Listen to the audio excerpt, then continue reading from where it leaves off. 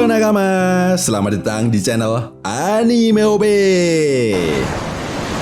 Yuk, sebelum masuk ke pembahasannya, jangan lupa like video ini ya bosku. Like dari kalian akan menambah semangat Mimin untuk terus memberikan informasi terbaru mengenai One Piece pada nakama semua.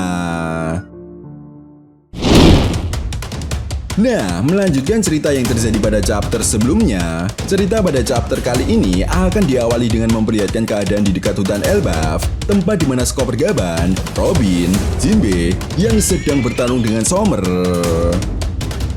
Yap, seperti yang kita tahu, meskipun Sommer ini telah dikeroyok oleh 3 orang, namun Sommer masih bisa bertahan. Ya, hal ini berkat kekuatan buah iblisnya yang mampu menciptakan monster-monster berduri layaknya sebuah zombie. Bahkan seperti yang Mimin bahas di beberapa video sebelumnya, meskipun Robin dan Jinbe berhasil menyerang monster-monster tersebut, tetapi monster-monster itu tetap bangkit kembali. Jelas hal ini membuat Robin dan Jinbe cukup kerepotan. Sementara itu di sisi lain, Chopper Gaban yang masih fokus bertarung dengan Sommer pun kemudian mengatakan kepada Robin dan Jinbe bahwa satu-satunya cara untuk menghentikan monster-monster ciptaan Sommer tersebut adalah dengan mengalahkan Sommer. Namun sayangnya monster-monster tersebut terus menyerang Robin dan Jinbe, sehingga Robin dan Jinbe pun cukup kesulitan untuk membantu Chopper Gaban melawan Sommer. Sementara itu di sisi lain, di cabang ke-8 pohon Adam, kita bisa melihat tetua Jarul dan beberapa para raksasa yang sedang mencoba menghentikan anak-anak Elbaf. Namun, usaha mereka pun tampaknya sia-sia saja, karena beberapa raksasa justru terluka cukup parah akibat duri-duri yang masih tertanam pada anak-anak Elbaf. Nah, menariknya, tepat di momen ini kita bisa melihat kelompok dari Nami yang datang untuk membantu para raksasa menghentikan anak-anak tersebut. Namun betapa terkejutnya Chopper saat dia mengetahui bahwa beberapa raksasa justru terluka cukup parah. Jelas Chopper yang sebelumnya telah mengetahui kekuatan dari Sommer pun kemudian mengatakan kepada para raksasa untuk tidak menyentuh anak-anak tersebut secara langsung, karena di dalam tubuh anak-anak tersebut terdapat duri yang tidak kasat mata. Nah, di momen ini, Nami dan yang lainnya pun kemudian memikirkan cara agar anak-anak tersebut tidak jatuh ke bawah. Karena jika anak-anak tersebut terus dibiarkan begitu saja, mereka akan terjatuh dari atas cabang pohon Adam. Itu sebabnya di momen ini juga, Nami kemudian memerintahkan Usopp untuk membuat anyaman akar dari Pop Green miliknya. Setelah itu, cerita lalu beralih dan membawa kita ke sekolah Warus. Nah, di sini kita bisa melihat kelanjutan pertarungan Luffy versus Gunko, di mana seperti yang Mimin bahas di video sebelumnya, Luffy yang telah menyadari kekuatan regenerasi yang dimiliki oleh para kesatria suci pun akhirnya menggunakan evolusi dari wujud Nikanya, di mana wujud Nika Luffy ini terlihat mengeluarkan api dan pancaran aura Hosoku Haki yang sangat dahsyat. Bahkan di momen ini juga, Gillingham yang sedang bertarung dengan Zoro pun terlihat sangat terkejut ketika mengetahui wujud Nika Luffy ini. Dan dalam sebuah halaman ganda yang sangat epik, saat Luffy akan melancarkan serangan mematikan kepada Gunko, tiba-tiba Samrock datang dan berhasil menahan serangan Luffy tepat waktu. Bahkan yang lebih gilanya lagi, kita bisa melihat ledakan haki yang sangat dahsyat ketika Samrock menahan serangan Luffy tersebut menggunakan pedangnya. Bukan hanya itu saja, efek dari ledakan haki ini pun sampai membuat guru anget terpental. Sementara Gunko, Gillingham, dan Zoro terlihat sangat tercengang ketika mereka melihat dahsyatnya kekuatan mereka berdua. Di sisi lain, jelas hal ini pun langsung membuat Luffy sangat terkejut ketika dirinya mengetahui jika Samrock sangat mirip sekali dengan Shanks. Bahkan mata Luffy pun sampai keluar seakan memastikan apakah benar dia adalah kembaran Shanks. Sementara itu Pangeran Loki yang sebelumnya tertusuk oleh panah dari Gunko pun kemudian mengatakan kepada Luffy bahwa dia adalah saudara kembar Shanks yang dia ceritakan sebelumnya. Yap, seperti yang kita tahu ya bosku, Loki memang telah menceritakan kepada Luffy dan yang lainnya bahwa Akagami no Shanks memiliki saudara kembar.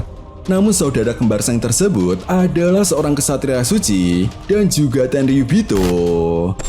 Itu sebabnya awalnya Luffy yang yakin jika saudara kembar Shanks adalah orang yang baik, Namun kali ini Luffy melihat sendiri jika Samrock adalah dalang dibalik kekacauan yang terjadi di negeri Elbaf. Nah, tentunya ini sangat menarik. Kedatangan Samrock kembali ke negeri Elbaf seolah menjadi sebuah petunjuk jika Ksatria Suci akan segera menyelesaikan misi mereka kali ini untuk melakukan negosiasi dengan para penduduk Elbaf. Karena seperti yang Mimin bahas di video sebelumnya, para Gorosei memang telah mendesak Samrock untuk segera menyelesaikan misi mereka di Elbaf dan segera menghentikan kekacauan yang disebabkan oleh organisasi Revolutionary Army. Artinya secara tidak langsung, hal ini menjadi sebuah PR besar bagi kelompok bajak laut Tobi Jerami untuk membantu para penduduk Elbaf agar tidak menjadi budak dari pemerintah dunia di akhir pertempuran nantinya.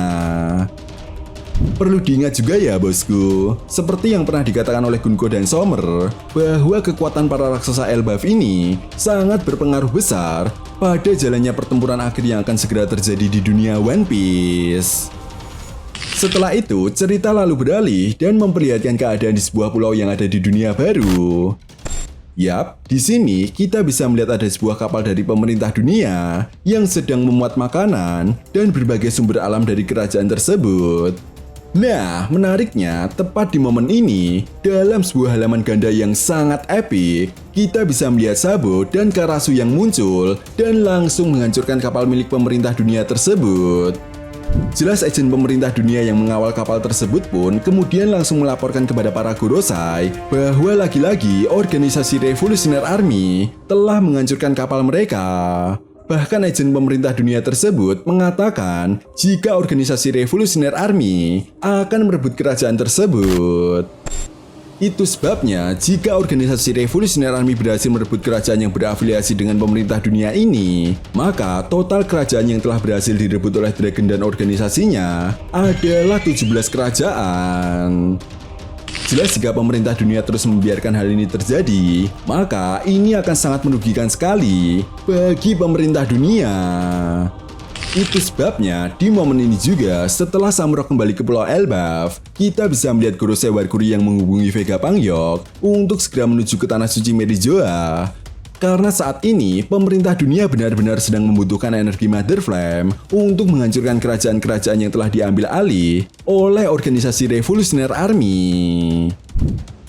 Nah, sampai di sini, apa kalian semua bisa membayangkan jika 17 kerajaan tersebut dihancurkan oleh Im Sama, maka dunia One Piece benar-benar akan tenggelam. Ya, satu kerajaan Lulusia saja yang dihancurkan oleh Im Sama mampu membuat kenaikan air laut yang cukup tinggi di beberapa tempat. Artinya, jika 17 kerajaan tersebut dihancurkan, maka sudah dapat dipastikan satu-satunya daratan yang tersisa adalah puncak Redland yang menjadi tempat tinggal para Tenryubito. Setelah itu di akhir chapter, Shin pun kemudian berganti dan membawa kita ke ruang bunga, tempat di mana Im Sama berada. Nah, sambil melihat kupu-kupu yang terbang, Im Sama kemudian menghubungi para Gorosei dengan menggunakan kekuatan telepatinya. Sontak hal ini pun langsung membuat para Gorosei cukup terkejut. Chapter pun kemudian ditutup dengan memperlihatkan Im Sama yang mengatakan untuk mempersiapkan senjata kuno Uranus. Ya, meskipun di chapter ini kita belum diperlihatkan wujud dari senjata kuno Uranus, namun hal ini seolah menjadi sebuah bukti bahwa senjata yang digunakan oleh Im Sama untuk menghancurkan kerajaan Lulusia adalah senjata kuno Uranus. Sehingga secara tidak langsung, hal ini juga menjadi sebuah petunjuk alasan terbesar kelompok bajak laut Kurohige datang ke Tanah Suci Merijua. Kemungkinan besar mereka ingin merebut kekuatan dari Im Sama dan juga senjata kuno Uranus. Nah, itu tadi merupakan berbagai hal menarik yang akan terjadi pada manga One Piece chapter 1148. Jika kalian punya pendapat lain atau teori tentang pembahasan kali ini, silahkan tuliskan pendapat kalian di kolom komentar ya bosku. Oke, sampai di sini dulu pembahasan kita kali ini, and see you next time.